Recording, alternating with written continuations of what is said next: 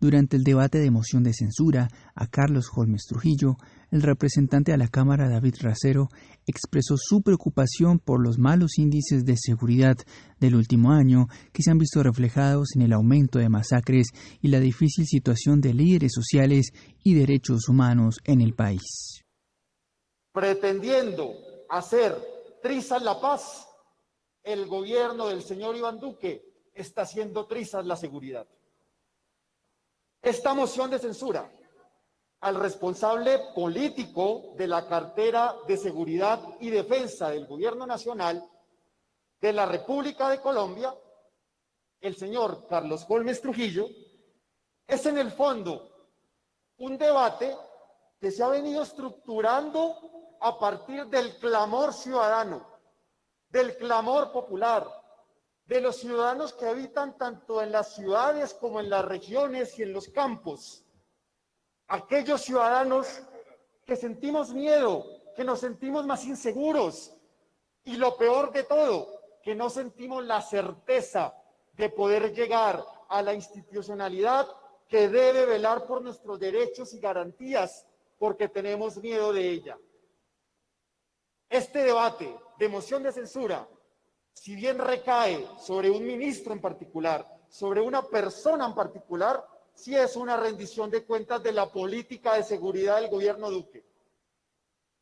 Sí es un debate en el fondo sobre la política de seguridad. Lo decíamos hace un año cuando hacíamos la moción de censura y los constantes debates al nefasto ministro Botero, que creíamos que cuando salió y que llegaba un ministro aparentemente con mejor experiencia política, por lo menos iba a mejorar en algo en el país. Y lo hemos hecho durante todo este año en los constantes debates de control político que hemos adelantado, por cierto, el último hace 8 días, en el cual el ministro Carlos Holmes Trujillo no hizo presencia ni en el recinto ni en la plataforma virtual. Y como es un debate de seguridad, quiero traer a colación algunas cifras, podemos traer muchas más, pero porque sabemos que el tiempo es limitado y corto, solamente me voy a tener en algunas que tienen que ver con la gestión del último año del señor Carlos Holmes Trujillo. El número de masacres aumentando considerablemente. Pasamos de 36 masacres en el 2019 a 66 masacres en lo corrido de lo que llevamos de este año y aún faltan 3 meses. No sabemos cuántas masacres más van a ocurrir, pero sí sabemos que van a pasar, que es lo peor de todo.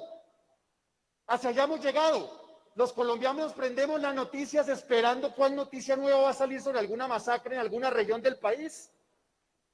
Y de esas masacres cometidas, llámenla como la quieran llamar, asesinatos colectivos, como quieran llamarlo, los eufemismos que quieran utilizar son masacres, y así lo reconoce el pueblo colombiano. Se han originado en el transcurso del 2020 263 asesinatos. En comparación del año pasado, 133.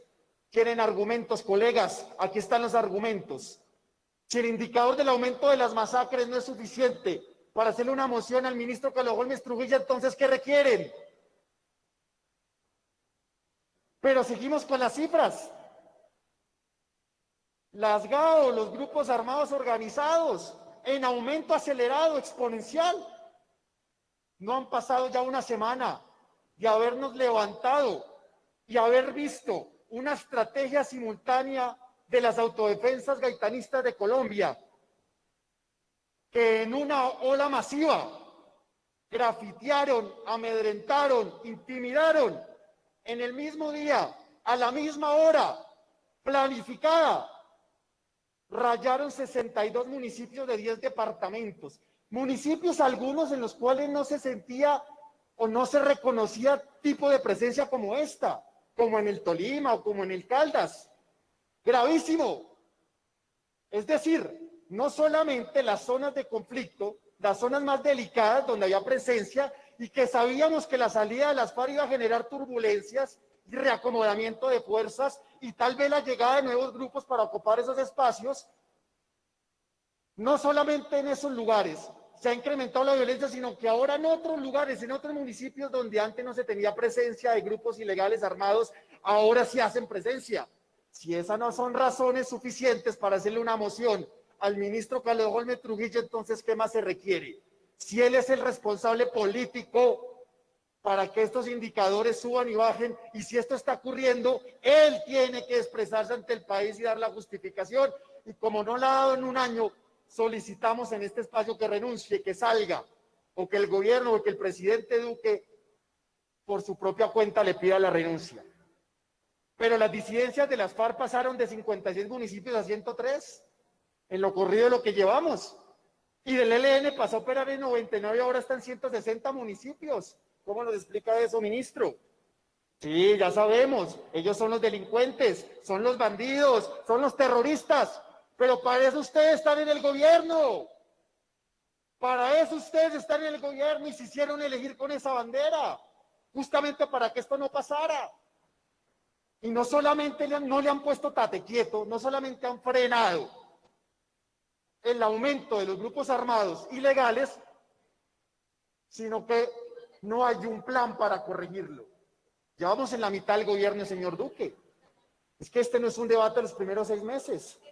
Representantes, ya vamos 2 años y ya vamos a llegar a 2 años y medio. Nos van a tener así hasta el último día del gobierno de Duque diciéndonos que todo fue culpa del anterior gobierno, para que con eso justifiquen ya la próxima campaña en 2022, en la cual seguro puede estar el hoy ministro Carlos Holmes Trujillo. El Clan del Golfo con presencia en 200 municipios del país.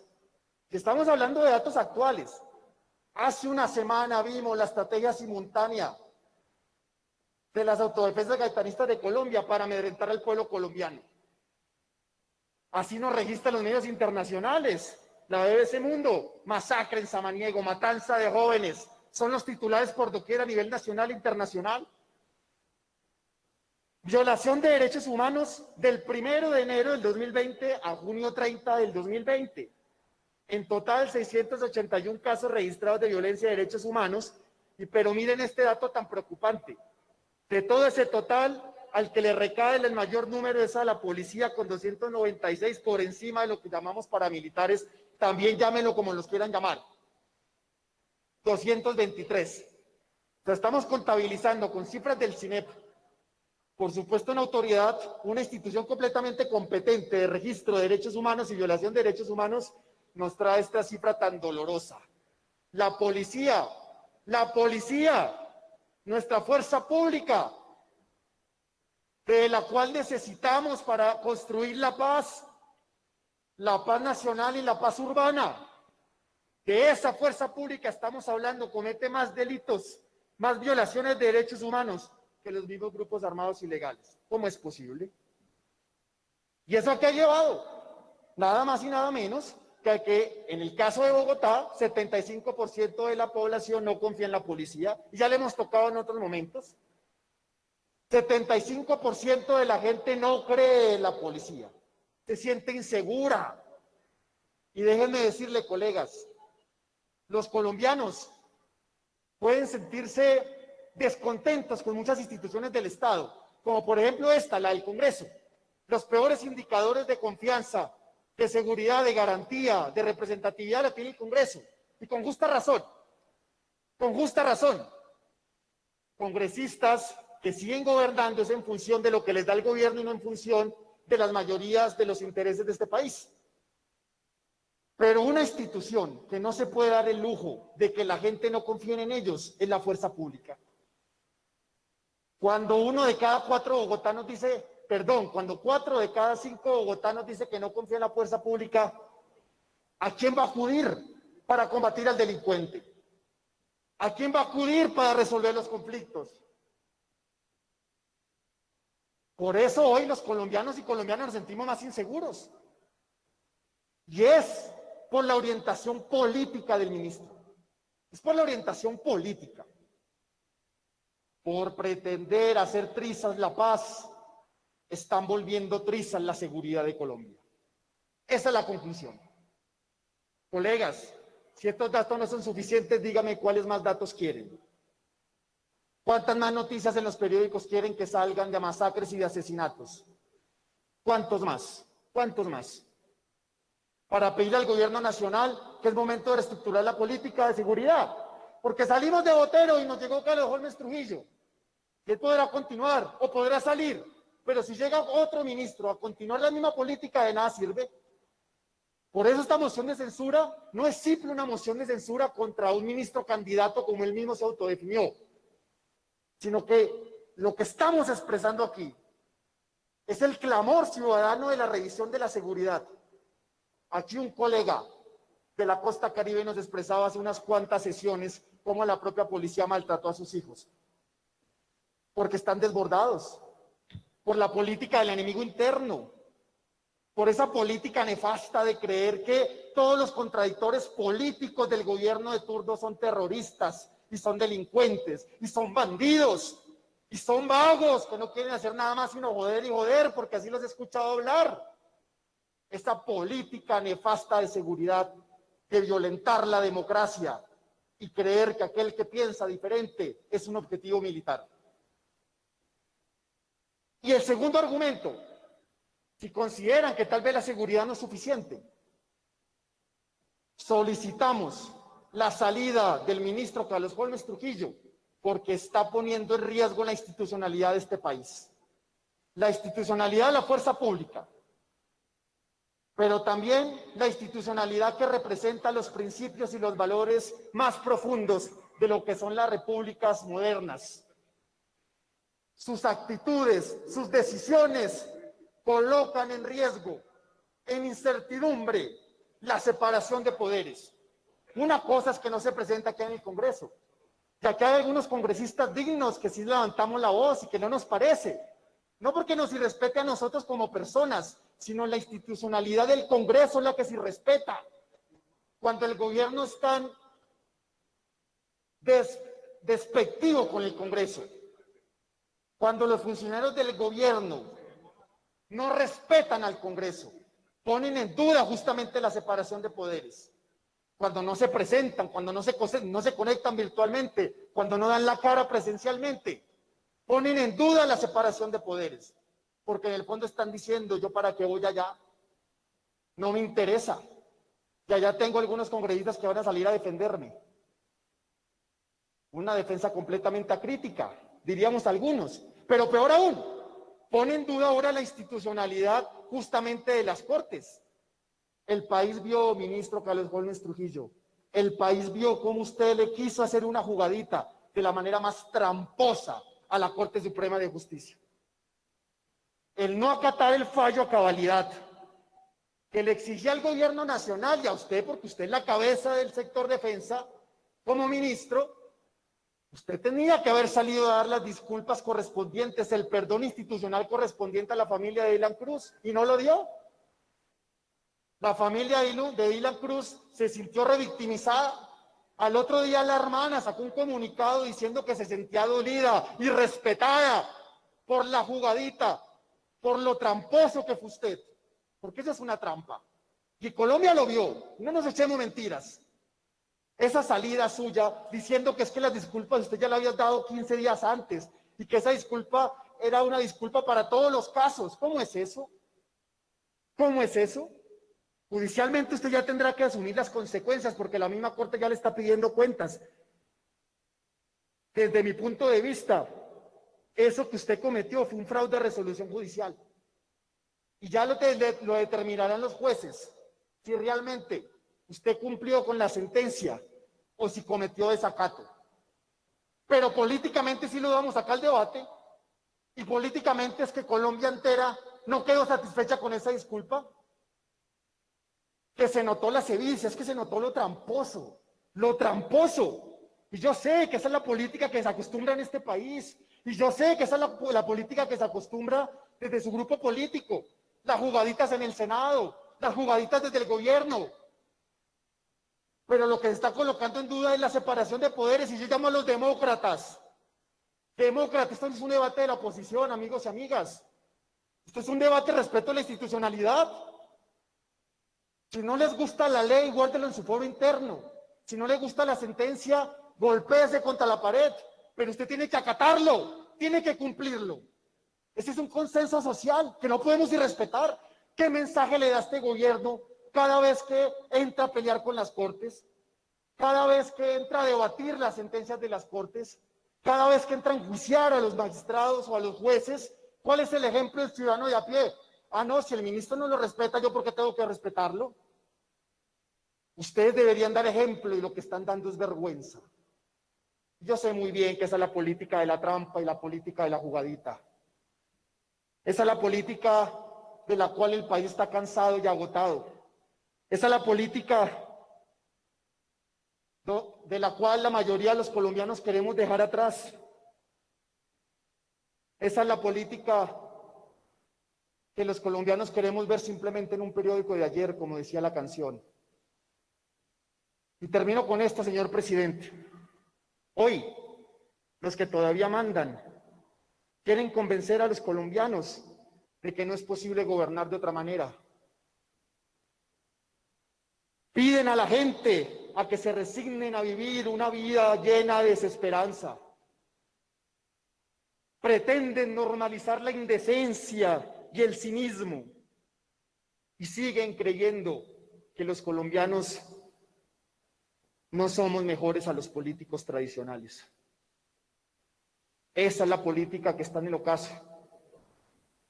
Esa es la política de la muerte que hemos querido dejar atrás. Esa política de la trampa, la que ustedes representan, quedará en el olvido más temprano que tarde.